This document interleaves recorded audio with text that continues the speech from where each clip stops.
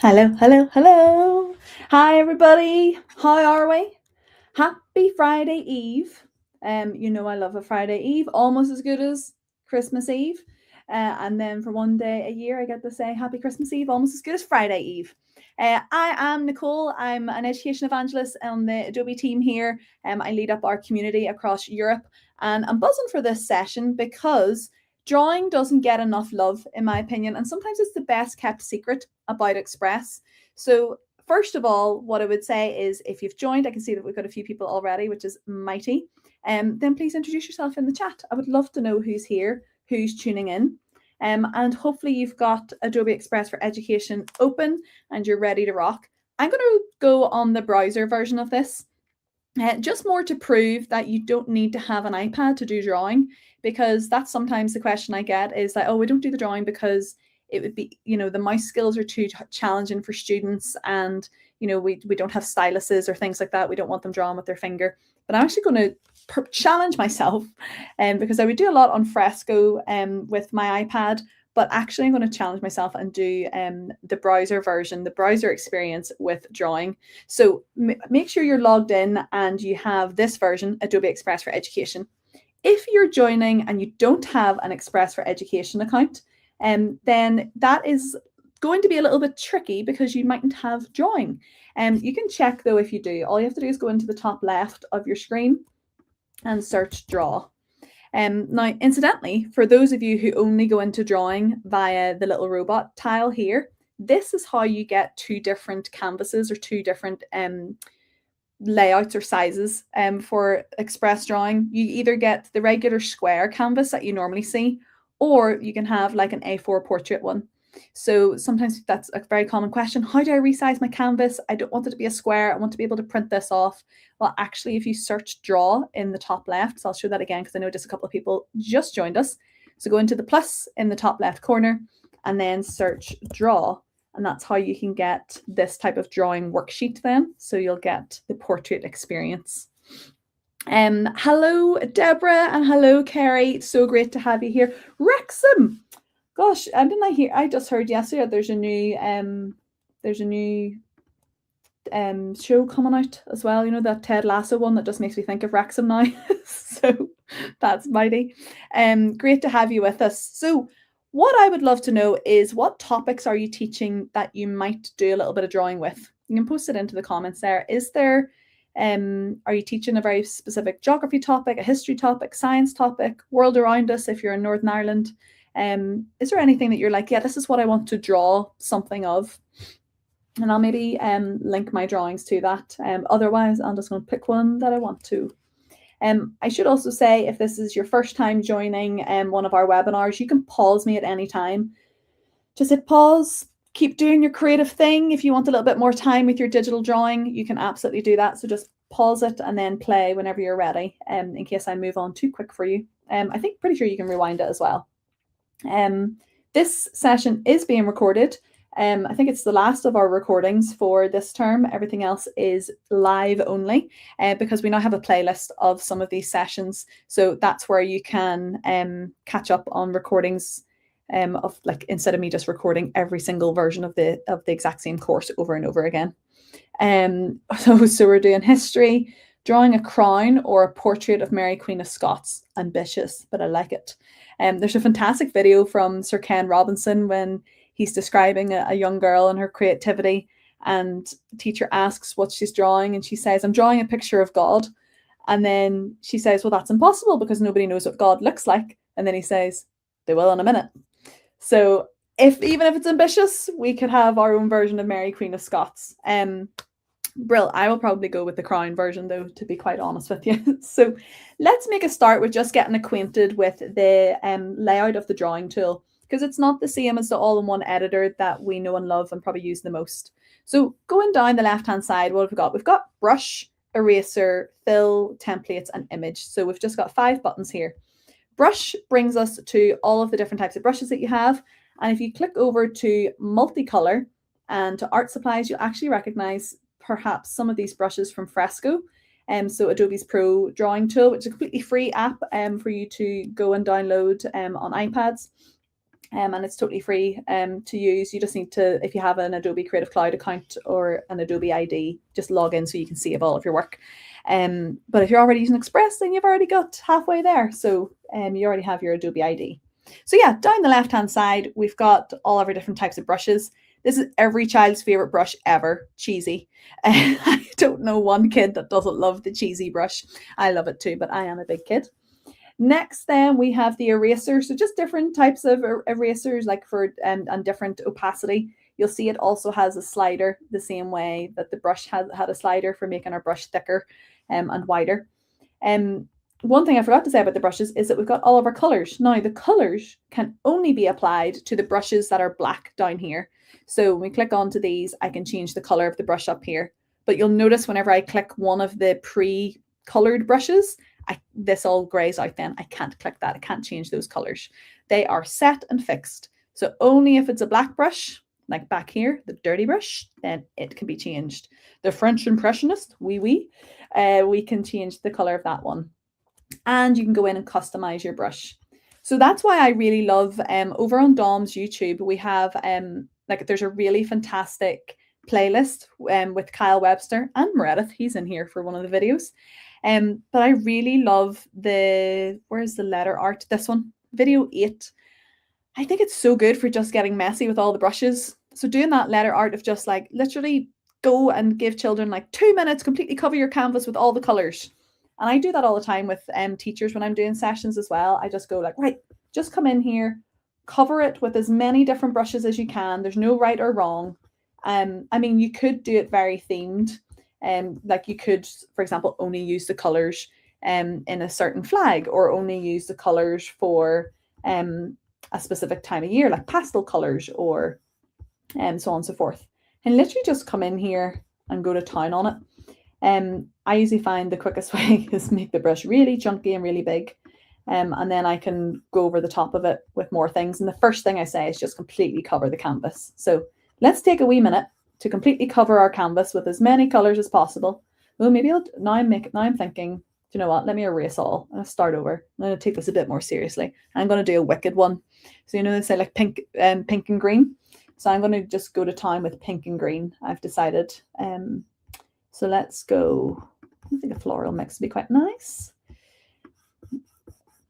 Ooh, I really love these. The way, like, although I picked one color of pink, I'm getting more than I bargained for. You know, I'm getting lots of different hues and tones and shades on top of it without doing any extra tweaks. And now if I go to the green, and you know what, that probably is as green as the green that we need. And just having a wee look here for which one in particular I want. Maybe the vines would be good. And I'll see how it looks on top. Let's see. Interesting. Pink and green on top of each other. Undo is your bestie. That's what I always tell my kids. And it's like, undo is your bestie in this instance. And one thing that I love about the letter art then that Kyle does, and I really recommend that you go check out his video because it is so good. They just take something super simple and then go and really elevate it. Is the kind of negative art that we're going to do then. So you're going to like subtract from this canvas to reveal like just one letter at a time. And this is where you need to probably get your squint on. So you're going to kind of squint to your canvas a little bit. So if I was to erase 2 parts of this canvas, I could reveal the letter N. And to do that, I've made a triangle and I just held my click at the end to really snap it into a little bit of perfection, because that's just the type of person I am, friends. So whenever I've got my first triangle in, done, I'm going to do the same here. I'm going to triangle, triangle, triangle, hold it, snaps into place. You could do this just with straight lines or with any basic 2D shape and it will straighten it out and curve it out. But now take a squint. Do you see the letter N? So that's what I'm going for. Is being able to show like the first letter of my name, or I could go, let me undo that then, and I can maybe go and reveal like wicked. And actually it also needs, even if I don't do it with perfect little triangles, I could also just erase it in to make the W. Wicked. Let me see. wrong way. This is where we need to do some mental gymnastics at this time on a Friday eve on Thursday. So yeah, I needed actually just one in the middle, like so. And then invert my triangles up here. Woo. Lovely. Now I feel for, I've only seen 2 letters in the chat. Anyone who's got like a G or an S, your letter is quite hard, I find. It's really tricky, I think, to sometimes do the curves. I mean, I can see a wee bit of a W going on here. I probably just need to go in and like carve out these bits here. I always kind of think about like calculator letters, you know, like when you do, like you type certain numbers onto a calculator and it looks like a letter. I always try to think about it that way. Like, how can I make this like really straight? How can I do really straight parts to it? This kind of looks like the bat signal or like a new fancy logo for some posh designer brand. I mean, that's how good I think I am. But thanks, Deborah. Kids would love it. It's very cool. And I actually got my primary 7s 2 years ago to do one for mummy or for mother or for mum, like for when we were doing like Mother's Day, and they did it all with like their mum's favorite colors or favorite textures, or like loads of the flowers. The flower brushes got used a lot. And they made one for each letter, and then we just downloaded all of those letters and then put them into the Adobe Express video, and then just animated them into like a little e-card. It's super cute. But yeah, as I say, whenever you go into Kyle's video for it, he goes on to show you like how he would take this one step further and then actually show like parts of this letter like growing out of itself, you know, as if it's not meant to be entirely perfect. So it's really good for like the rainforest. He is a good example for that. So yeah, I would go and definitely check that out, because I think it's a mighty video, and they're not very long, so you can kind of watch them as a teacher just before you want to teach it and show it, and pick up some skills yourself. So yeah, he just does things like this, bringing them out, which is really cool. Alrighty, there's our first sort of exploration. So like in curriculum progression, we talk a lot about the first thing you need to do is just be able to explore. Just push all the buttons, as Anne Cosmo would say. Then you need to be able to explore with a bit of control or with purpose. And then the next stage is to explore with purpose and control. So that first thing of just like messing up all the screen is great for explore. Now we're going to look at, well, how can I explore with maybe a bit of purpose? Okay, like what do I actually want to create? So if you want to save your work, just go to the top left corner. I'm just going to put a W art. I've never saved anything as that before, which is great. And then I'll just restart. So you can either click the Adobe A in the top corner, or exit your app and go back into it, or hit the back button, whichever way you normally use to come back to the start. For this one, I'll just go from the home tile. I'll just go from create a drawing, and I'm happy for it to be a square at this point. And let's look at how we could get children to create something that maybe they don't have the complete artistic skills for right now, but they have the ideas. So we still want them to create with purpose. They're going to do some digital art with a purpose. That is where generate a coloring in page comes in. There are a few results here already. I mean, they're nice little templates, but I haven't seen a child be more excited for these templates than they are for making their own. This is where it brings it a bit more to life, and they feel that sense of like ownership over what they're creating. So if we take Deborah, your idea for a crown, you know, I mean, I could just say a crown like that, but I could also go into more details. I could say a crown with a large, you know, diamond jewel in the center. And just to flesh out my prompt a little bit more. And what you're going to get is Firefly is a way generating 4 options for me. And they'll be very simple line drawings. They're not going to be deep adult mindfulness style of drawings. They're just going to give me a chunky black outline for things. And if I'm not happy with anything, I can go back up. And go back. Oh, I like this one. And go back up and edit my prompt to enhance it. But it is definitely like a simple coloring in page generator. It's not going to go, if you put in lots of subjects and lots of adjectives and things like that, it's not going to do it. And you'll notice it doesn't give me any color because it's a coloring in page. So it's always going to be black and white. I am totally vibing this one. So I'm just going to click it open. and it comes straight into the canvas and kind of takes up that full size, which is quite nice. Now what I want to do is start colouring in, and I also maybe want to add something onto this. Like maybe want to show like the top of someone's head, for example. So that's what I'm going to do. I'll go over to my brush, and you can see the second I clicked brush, I've got this bar up the top that says colouring mode, and it's black, which means that it's toggled on. That means it's been selected. And what does that mean? So it means if I go and choose a brush, let me see, I mean, this is where probably the cheesy brush would be a good one. Actually, chrome or golden cord. Let's go golden cord. I'm going to make this really big. You can see this is huge. It's way over the top, way over the size of this space. But right where that crosshair is the bit that matters for coloring mode, because I can color inside the lines. So remember I said about like, you know, this concept that I can't do digital art or any type of drawing because children struggle with mouse skills. Here's a really nice way to get them that entry level. Everyone can experience some success, and we don't need to have the best fine motor skills here. We can experience success little by little and then build up to that explore with control and purpose. So all you're going to do is go through, have a little go at colouring in your work. I'm going to take that wee ticker off as it keeps distracting me. Keep good. I'm so glad that your kids are going to love this and you get to do it on the Chromebooks. Go in and just fill it in, colour in little pieces of it, and notice what happens if you lined that crosshair up on the black line. Do you notice what happens? It starts, I'll show you here, it starts to colour in the black lines, which I think is fantastic when sometimes I'm like, oh, I don't want the cartoon effect. Maybe I want it to be more, you know, in this case, the chrome ribbon, so chromatic. Woo! That's an interesting effect, kind of funky. Quite like it. I could do the same then for each of the little diamonds in this case.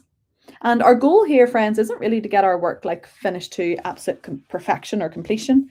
It's more just to have like a start, and just to get used to, okay, well, I've generated something that's purposeful for my topic, and now I'm learning some new skills. But what if there was something you wanted to change about this, or you wanted to add something else in? Like I want someone's head. I want the top of the head here. So I'm going to go for a hard round brush. See the size of it? It's probably a bit chunky. I probably want to match the thickness of the crown lines. Let's just dial it back and see. That's pretty spot on. So about 40 would be pretty spot on for this. And what I'm going to do is I'm going to toggle off colouring mode, because now what I'm going to do is essentially drawing mode. And I just want to get like the top of someone's head in here. So I don't need to do anything like mad perfect. Just want, maybe undo, maybe it's a wee bit too wide there. Here's me saying I don't need to do anything perfect, and I'm going immediately for perfection. Okay, I know what I want to do. I'm going to undo twice. And instead, this is where I'm going to bring in symmetry. So I'm going to put in one line of symmetry so that the curve that I do for this side of the head will immediately match on the other side. So even though I said I'm not looking for perfection, it doesn't mean I still can't practice some skills. And just you kind of get used to just going over and over what way helped you. You can hold it down to get like that perfect bit of the curve, if you really wanted to. And then we've got lines of symmetry. So we've woven in a little bit of numeracy as well, which is great. Okay, enough undoing and redoing of that. Hopefully you've seen that skill then. And now what I could do is maybe I want to bring in like, this the top of like some hair going on. It is very clever, thank you. Maybe I just want like a wee bit of hair going on there, and I'll just line up. Ooh, that was a bit wonky. Let me see if I can smooth that out a little bit. There we are. And I'll hold my click down. And now what I'm going to do is going to switch colouring mode back on. Give it a wee second. All right. Let's go and find something that might look like could be someone's hair. Maybe. Ooh, I know it sounds weird, but maybe grass. Bear with me because let's say if I go into the custom colors, I want to kind of find like a dark brown. Let's see if I can make a dark brown. There we go. Let's see what dark brown grass looks like. Yeah. And now because I've toggled that coloring mode back on, I can now color inside the part that I did when I didn't have coloring mode switched on. Yet, so like even having that fluency, that little bit of control right there of like knowing when to toggle on coloring mode and take it off is great for progression after you've just done all the exploring part. So just coming in here, and then what I might do is I need to take the coloring mode off. And say I'm going to zoom right in. So if you can't zoom in on a trackpad, you can on the iPad you can pinch to zoom in, or you've got zoom right up in the top corner here. But I'm just going to zoom right in. Let me decrease that. And I'm just going to go, maybe too much actually. I'm just going to go on top of the black lines that I did just to feather it out. Who am I, a hairdresser? Well, I'm not a hairdresser. I'm having a bad hair day, hence I'm wearing my new Adobe hat that we got for our photo walk last week at Bet. So I'm just feathering it along here like so. And it just kind of going to take off the bluntness of that drawing that I had. And I can do it all across here. And that's, again, the control that's needed here. So just because I'm using a template to start off with does not mean that I'm not using some digital art skills here, friends. Like this is digital inking, but just with the scaffold, you know, that's how we learn is, oh yeah, that's looking good. I like that. And even if I didn't want to have like the thick black parts here, I could still then just like essentially use that as my tracing line to go over the top of this like little feathered fringe. Oh, I should have done a Claudia Winkleman fringe now. Who else was obsessed with the traders? So let's go on down, line this up, and not have a big thick line on it. Because I don't know about you, like, yeah, I think that's looking pretty good. And I could maybe even fit in like an eye here, the eyebrows and things like that. So let's do some very bushy eyebrows. Let me shrink that down a little bit. Oh, and this is where symmetry could be handy again. Let's get the line of symmetry in. And there we go, got two eyebrows. And then I would just need to go and get my hard round brush again. Shrink it down a little bit, wasn't it about 40? I'll go a wee bit smaller. We'll try get, let me see, an eye. And this time I'm going to do like an oval, but hold it right at the end to smooth it out. So oval, hold it. Yeah, there we go. And really the start point is what you want to focus on there. I mean, if I zoom out, I mean, it's not bad. If I start a bit further over, maybe that would help me. So let's try it again. Hold. Yeah. Nice. And you see as I just like drag my cursor in, it gets smaller, or drag it up and it gets wider. But it's still keeping the aspect ratio of the shape that I kind of did. It just smooths it out. And then again, you know, oh, probably want to make my brush smaller again. This time I'm just going to type it in. Let's go 10. Maybe just like curve it in like so. And I don't need to worry about anything because I know it's, let me just undo. I'm just undoing with my keyboard shortcuts, Control Z or Command Z. And then maybe I'll do, oh, there was actually a really nice blue I saw earlier. Spiked might be, I mean, it might be good for the, you know, the way the iris kind of has, I don't know if it'll do it radial, but let's see. Maybe I'll switch coloring mode back on for this. See, again, the control piece of like knowing when to toggle on certain things and not. Let's see. Ooh, okay. Let's make that really big. Oh no, too big. Okay, so I've got like the center pupil piece. I mean, we might zoom out this and go, that's actually quite demonic looking, Nicole, but hey, we're having fun. So let's just increase for the pupil then. Oh, too big for the pupil. Let's see. That's pretty good. And zoom out. Oh, it didn't do it over here. I was hoping it would, but okay, there I've just learned something as well, that coloring in mode doesn't work for that then.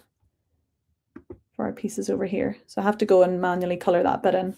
But you know what? That's all right. I got most of it to there by myself. All right. So take off my symmetry now. And I've taken off my coloring in mode. So yeah, I mean, I'm pretty happy with where this is going. Perhaps what I would like to do is a background, but maybe this is a good time to show, all right, we've done our piece of work in here.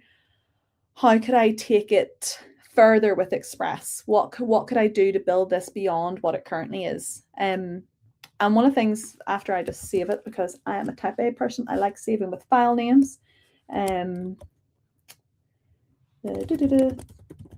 This is a different boy king, not the ancient Egyptian boy king. And then let's download this. And I'm going to download it as a PNG, not a transparent PNG. That will become apparent in a minute. Why? And just click download, like so. There we are. Now, what I'm going to do is I'm going to head back to my homepage of Express. And you remember my template there now was a square, the canvas that I was using. So I could go in to create a poster or create videos to get to my all-in-one editor, but they're already going to be in an aspect ratio that I could resize. But because I know my way around here and I know I'm going to a square canvas, I've just gone to the plus, and then the second button here is a square. If you just click into poster, that's no bother. Just go up and resize it to make it a square. Now, what I'm going to do is I'm going to do a bit of a generative AI version of the drawing I just did. And I'm going to use that drawing, though, to take it further. I hear a lot of people worry that, you know, AI is going to take away creative careers, graphic design careers, and things like that. It's not. It's just going to reimagine them. So here's a way to show students that you still have a creative career. This is just what creativity may look like, because you can take your ideas further and you can enhance things and so on and so forth. And again, this is obviously in Express, just an entry-level version of some of the pro tools that people are using for their creative careers. But if we go to add generative AI, generate an image, square. So add content, generative AI, generate an image, square. We're now at the usual Gen AI image place. So I'm going to use one of these. So we've got our reference images. The first one is style reference. So essentially this lovely lady's artwork, this lovely face. But the prompt above is a cup of tea. And then we get this piece of work. The composition one is you put in a photo of these eggs, but your prompt above is raspberry flavored ice cream scoops. And then you get this type of image. So we're going to use the composition with the little drawing that we just had. So if I go to my downloads, the boy king right there is going to be popped in as my composition. So essentially what I'm telling Adobe Express is I want you to use the outline and the shapes of this drawing that I've got to create this generative image. And now I have to tell it, well, what's in your generative image? So I'm going to say a boy wearing a crown with large ruby jewels on the front of a golden crown. And where is he? Where will we put this boy? Well, let's put him in the middle of the jungle. Why not? In the middle of the jungle. Maybe he's the king of the jungle. Now, one of the things that I really love, and I've taken this from our good friend Shell McConville. So if you have not seen Shell's Gen AI resource, where have you been, friends? Let me just put that link up here for you. It's adobe.ly and not what I've got, which is all lowercase. That's why I'm not hitting enter on it. Adobe.ly, capitals, those are important. Gen AI-resource. You get to this page, which essentially gives you some ideas on how to use the text to image. Now, what's fab about this is Shell also gives you a prompt structure. So having the subject, having the background, and the style.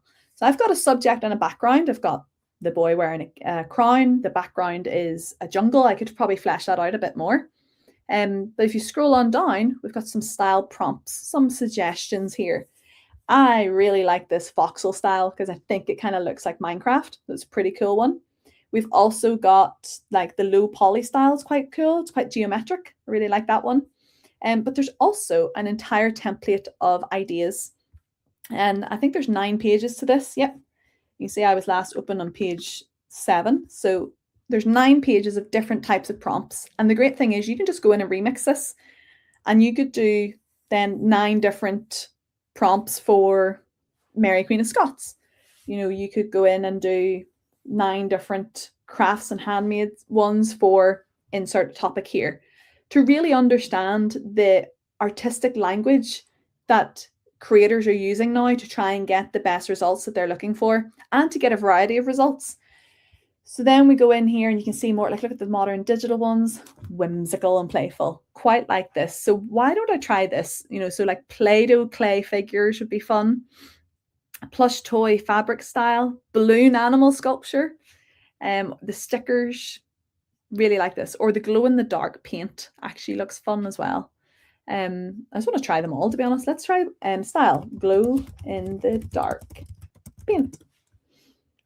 And I'm going to keep it as an art content type and then hit generate. So I'm just going to give it a wee second to do that. And whilst it's doing that, I'm just going to scale up my image, scroll down so that I can have a little look here and see which of the 4 options I like the best. Ooh, interesting. Look at this. Pretty cool. Now, what it didn't do, which I actually expected it to do, was to show me like just the eyes and above. But it's actually given me more than I bargained for. This one's pretty cool. It's definitely got the feathered fringe that I was going for, didn't it? So there's a way just to really enhance it. It can be too much choice. But sometimes that's what I like actually about the generative AI part is that I only get 4 options. I mean, I could scroll down and keep generating more. That will use another credit. But I like just having 4 and choosing one, or if I know they're all off base, they're not at all what I was wanting, then I'll just go up to the top and change my prompt a little bit and work in there. But what a great way to explore some really rich language. I mean, is it as glow in the dark as I expected? I don't think it is. So maybe I'll change and choose a graphic. Let's see how that one works. I'm curious. Might be maybe too photorealistic for what I was expecting. And then this is one of the other things. I love that you've got some AI literacy in here to show children that, well, actually it didn't generate exactly what I thought. No, I don't think that turned out better. I mean, that one's probably a bit more graphic compared to the art one. But I love showing them that, like, look, okay, so if that's how AI interpreted this, then perhaps, so indecisive, pupils will love this. Absolutely, they will. And I think that's what I quite like is being able to show that, like, if that's how AI interpreted this, does that mean that AI is always right? Not necessarily. You just have to find a way to communicate it. And also just recognize the tools have limitations. So there's a way that we could bring in the drawing that you've done, actually also the drawing that you've done physically. So if you've done it on paper and pen, just take a photo of it and then upload it in here. And I had a student who did that with like these fun little anime characters that she was able to create. And then like she just generated everybody for Christmas cards. And she just had like this really cool like neon green hair and with like a teacher holding an iPad and things like that. Like they're just all really, really cool. She probably has a young enterprise business now selling tote bags with her designs, but a really cool way to be able to design at scale, you know? So that's what I really like. I told pupils today when AI generated a dog with 5 legs. You see, this is the type of stuff, and just it helps them have a healthy distrust. And I think that skill of critical thinking and discernment has to be explicitly taught. And there's nothing better than being able to show them generative AI when it's good, and also whenever it still needs a human in the loop. So let's do one more thing with this drawing before we go off.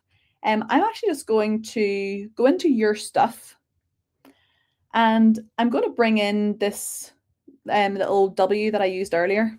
Remember that little W that we had? So all I did was click your stuff, and then you can see all of your previous drawings. I could also bring in this one to kind of show my teacher, like, look, I went from this to this, you know, and I could maybe have like a whole mood board of like explaining what did I do, maybe paste in my prompt and be like, here's how I generated this. But then this is also where I could have start turning this into a video, start turning this into an infographic, like something that I could do if I started to animate this. I could animate this in, let's choose like a circle, and it automatically gave me this timeline. But maybe I don't want that to come in just yet. Maybe we're going, where are you going with this, Nicole? So I'm going to actually change my mind. I'm going to put the kid on top to show how the AI interpreted this. And actually, I could probably line it up like so. Aha. And because my layer timing, it was full for this layer, I'm just bringing it in here. And I'm almost showing if I hit play, like I went from this to this, you know, just to show the transition and the progress that was made over maybe a couple of lessons. And then if I take this W, maybe I'm going to like, maybe I have like all the letters here for what my character is called. At the moment, I only have W, so it's the W character.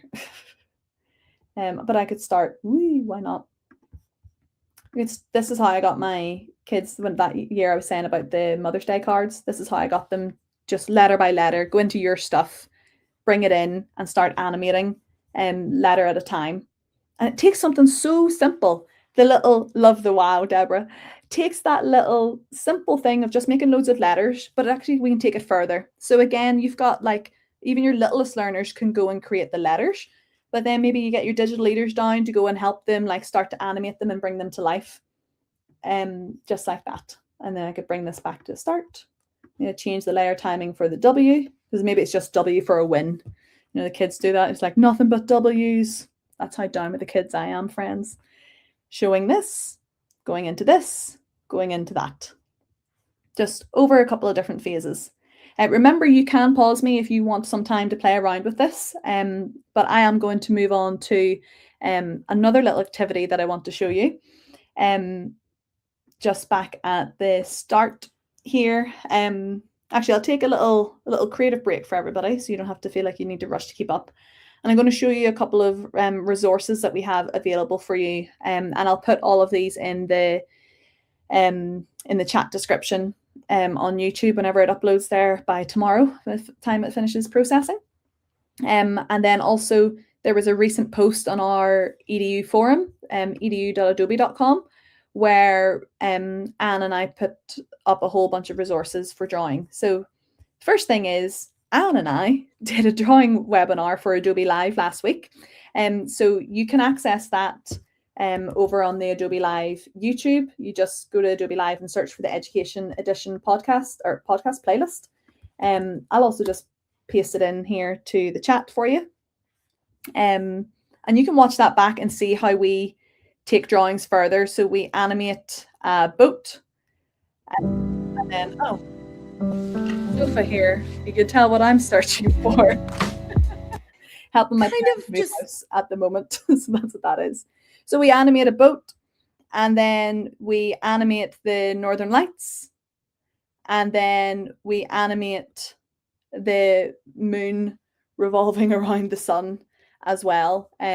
So we're taking the drawings and doing a lot of animations with them. So if you're looking for something that takes you a little bit further again with your drawings, do go and check that video out.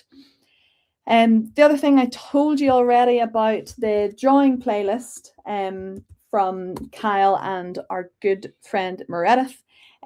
They're great for Key Stage 1 up, or just kind of anyone who's new to the drawing tool in Express. Definitely go and check out these videos. You can see some of them are really well linked to the curriculum topics that you might be teaching. The Celtic Knots one does a brilliant job of going through symmetry, which we had a bit of fun with earlier. There's also our festive draws.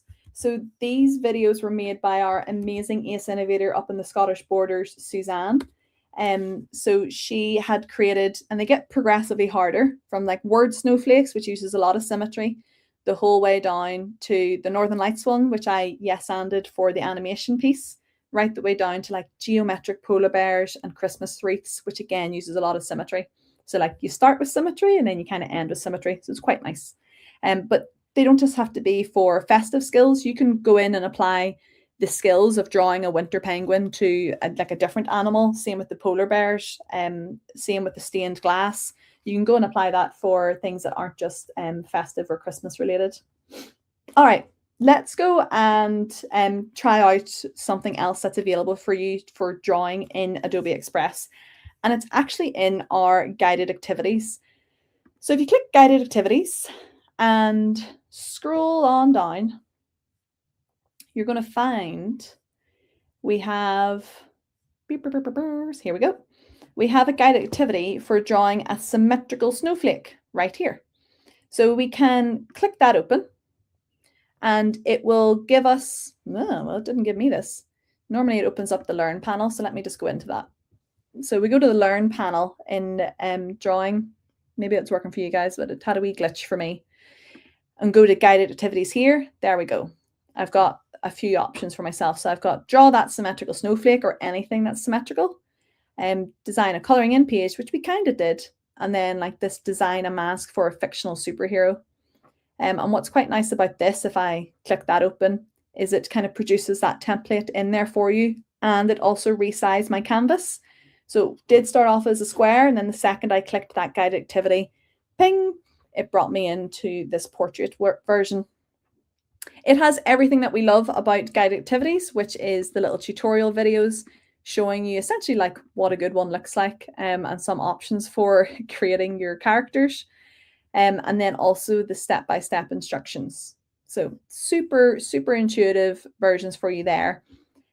If I come back out of this and say, no, I want to do the draw a symmetrical snowflake, I might have to go back out and in again. So let me go drawing, light bulb, draw a symmetrical snowflake. Oh, it doesn't have a template because you just draw it, of course. Again, you can scrub through the video to have a little look at what it's doing. So what type of symmetry are we putting on it, like rotational symmetries, so on and so forth. And I want to show you something really cool that I actually got from a bunch of teenagers who were helping me do like that experience of drawing to Gen AI. You're very welcome, Deborah. This is what we were doing. So we went to our brush and put symmetry on. You can kind of choose any of these. Doesn't matter which one at all here. I might just keep on hard round brush. And essentially it'd be really fun for, you know, like mandala art and things like that, to show different different festivities and different things that you might be celebrating across your school. Ooh, funky. So you can really go to town just on that side of it. But one of the things that I did with this group of students, if I just erase, we didn't go too mad with options. We maybe just had like a few like this. Let's say it was probably as much as that, if even. And one of the tasks that they were given, it was a STEM project. Let me just download this as a PNG. I didn't rename it, shame on me. But one of the things that they were doing was they had to reimagine like their town of the future, or their town in the future. So something that they did was just take like squiggles and symmetry, but apply something really mad and futuristic to it, like making a football pitch out of that. Or what I'm going to do, if I go in and do the same process again, composition, and then choose this squiggles.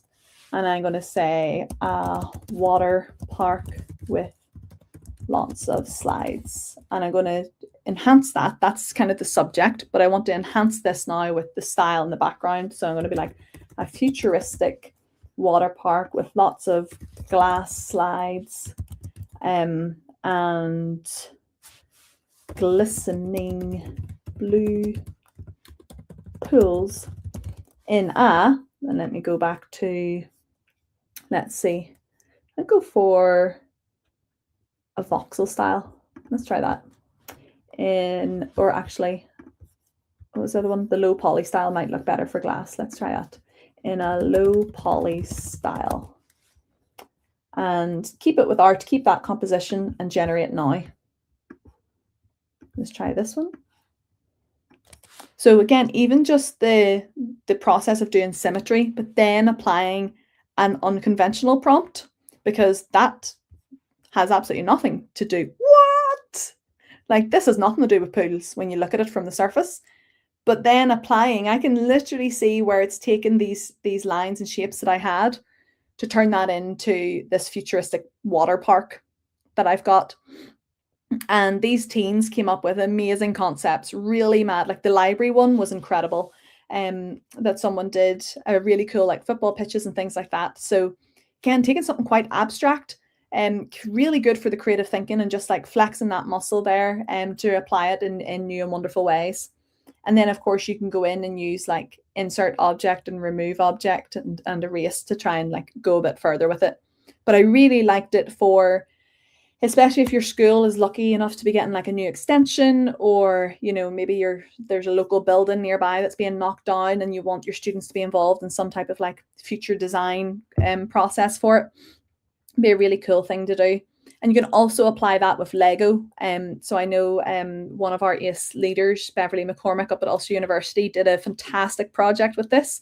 She got children building with Lego their like Coleraine in the future, which is one of the towns up in the northwest. And then they took a photo of those little Lego creations and used that as the composition reference image to then turn it into whatever their really detailed prompts were. So just other ways that you could take your drawings or take your physical medium art and your physical creations and turn it into something that just brings their learning to life.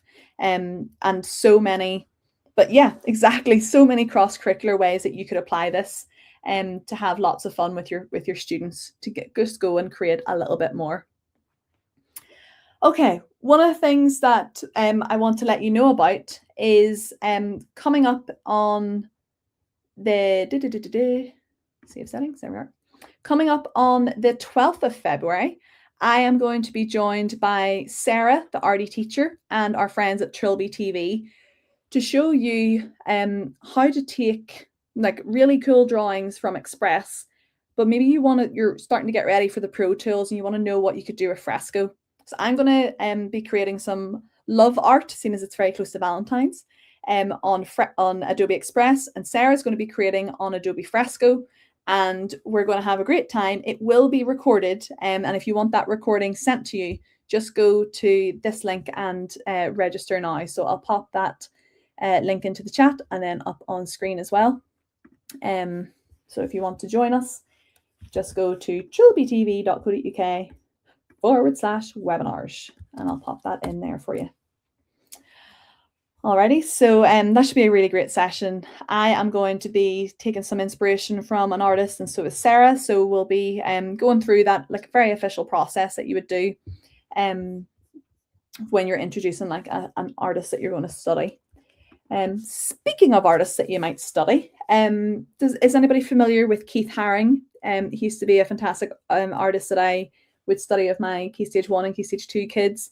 And one of the features of Keith Haring's art is like just very simple, like almost stick figures or like bubble art figures. And they would always have like little movement lines, like little wiggles and things like that. Mr. Doodle is another great example of a creator and an artist that has like very simple like stick or like big chunky marker lines that seem very accessible for children to do as well. So I'm going to do my like final activity is to do like a little bit of Keith Haring inspired art, just to show you like how you could do something like this if you're studying it in class. So some people haven't heard of Keith Haring, so let me show you some of his artwork. You might actually notice it from like Primark used to have a bit of a line, like BBC Bite Size have a whole like artist piece on him there as well. But essentially he has a lot of these wiggles. So, you know, it's like this one's really nice. It's just like a bit of a chunky stick figure style, but with these little motion lines. My kids always love like the full dance moves, and then we would just have like a Keith Haring dance party and like move like Keith Haring characters. So we're just going to create something like this. So to do that, let's go and start a drawing. And I'm just going to spend my whole time in the hard round brush and give it my best attempt to do. And you'll see even like his stuff wasn't like that perfect. You know, there's like a nice amount of like imperfections. That's not a perfectly round head. It's, you know, it's a little bit squinty. And I like that. It just gives a lot of freedom that you don't need to be perfect. So let's just go with, you know, woo, and me immediately doing that thing where I say it doesn't have to be perfect and then I undo my work. You'll forgive me for that. Disproportionate already, but hey, we're here to just have a bit of fun. And yeah, definitely disproportionate. I'm going to start with the head. That's what I'm changing to. Start with the head. A bit of a wobbly head, but that's okay. That's what Keith would encourage. Keith would encourage wobbly heads. And we'll just do that. And we'll do a bit of this. And then we'll go into like doing a star jump. Whee! Why not? He's doing a really big splits, this character. Like so. And then I'm going to use fill down the left-hand side. Because I mean, I could go and use the brushes and the coloring in mode and things like that. But because this is just like one block color, I can then go and learn another skill. So I can go like so. Block, done. Character 1, done. And I would say my background color is no background for this character. And then I'm just essentially going to rinse and repeat. So I could just do that a couple of times over. Maybe I'm just going back in and I'm going to draw these 2 characters and I'll have them dancing on a little page together. Let's go brush again and get my next character. I'm going to go wee, a little bit of this, a little bit of that. Do not know what type of body that is, but hey, no body, no butter. And we are just making shapes. All right, I do not see a person in there, nor do you, but no judgment, all right?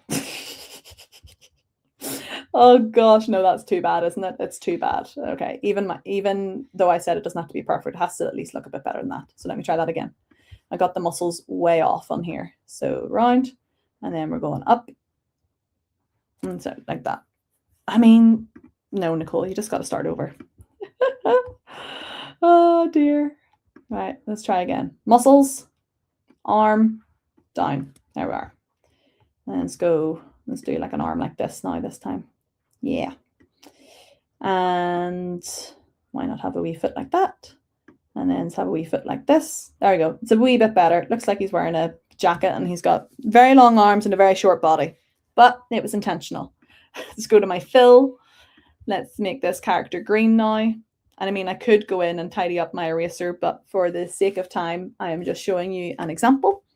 I'm going to go background color, nothing. I don't think I renamed my first one. So green man. And I need one more thing now, which is I need to draw my little motion lines. So I'm essentially building up my layers. That's what we're doing here. And all I'm going to do is like, that's the wiggle lines that I need. The background, nothing. Okay.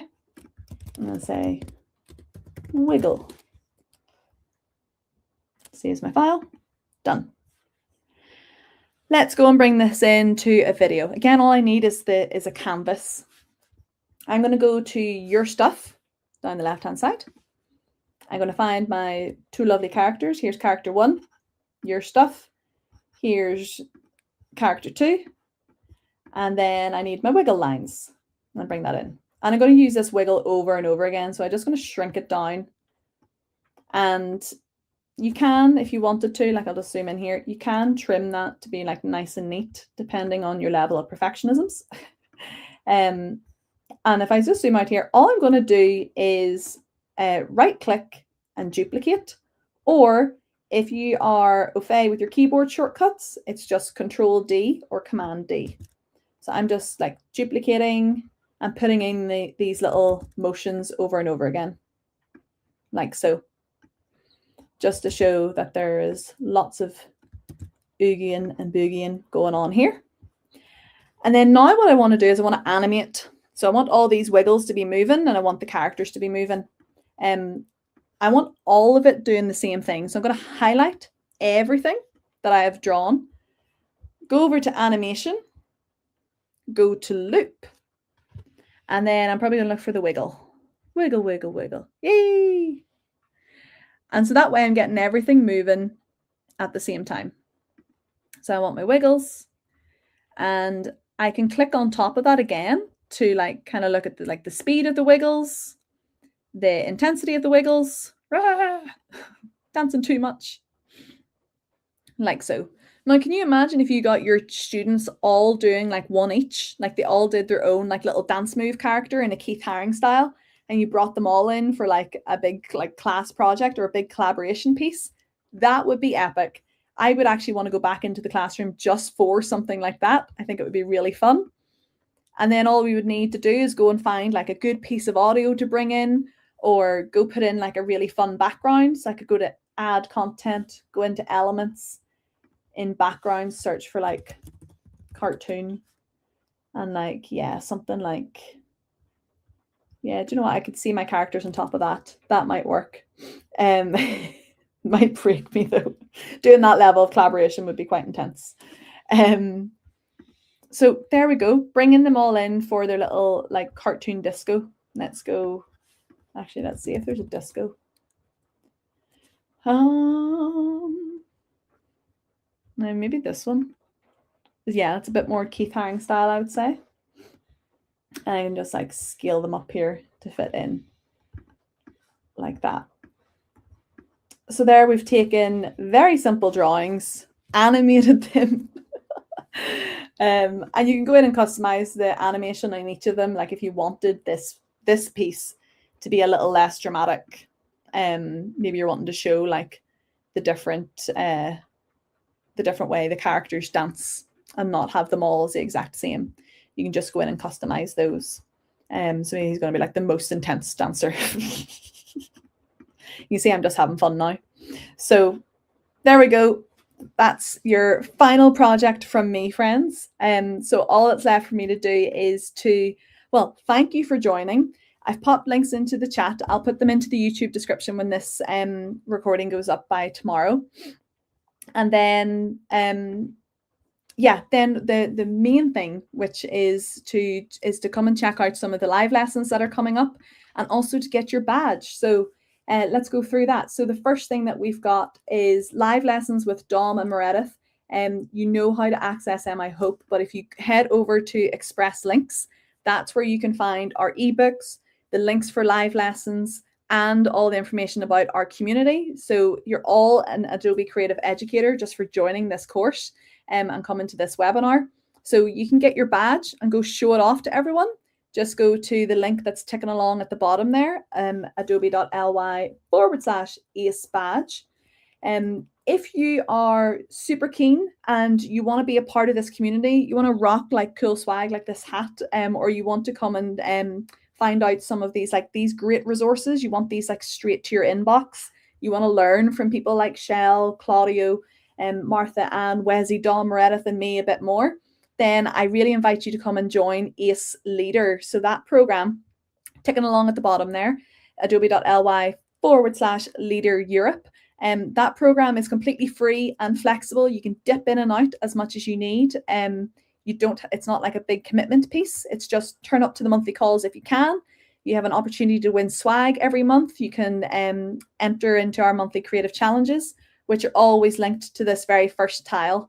So the monthly creative challenge, for example, for January was to assemble your starter pack. There'll be one for February. So it's a great time to join the community. Just go to adobe.ly/Leader Europe, and it takes like 2 minutes to sign up so that I have your details, and I'll put you into my onboarding email next week.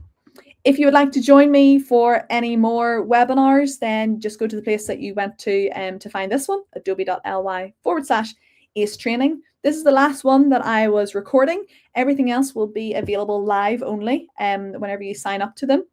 If you do want to catch any recordings, they are all going to be on ACE playlist. That is now along the ticker, adobe.ly/ACE playlist. All of the links that I have been posting here in the last minute or two are on Express links. That is your like one-stop shop to go to. Make sure you go to that one and you'll find everything that you could possibly need and more. I hope to see you on the EDU forum, edu.adobe.com. There's some great conversations going on over there. I'll show you it if you haven't been into it yet. Just hop on over. You've got your community forum here, and you'll be able to find some great posts. Like the monthly share outs are always a great place to go and see. Oh, look, there's me. To go and see things that other teachers are sharing. And look, you can see there's a lot of eyeballs on this. The monthly share outs in particular get a lot of Adobe leadership going and checking them out. So go check out our community, edu.adobe.com, and that will bring you to this page where you can find, again, lots more inspiration and then some. That is all for me. You're so very welcome. Thanks for joining. Very much appreciate it. And I hope you have a fantastic rest of your evening and enjoy a fantastic weekend as well. All the very best. Peace, love, and hugs. Bye.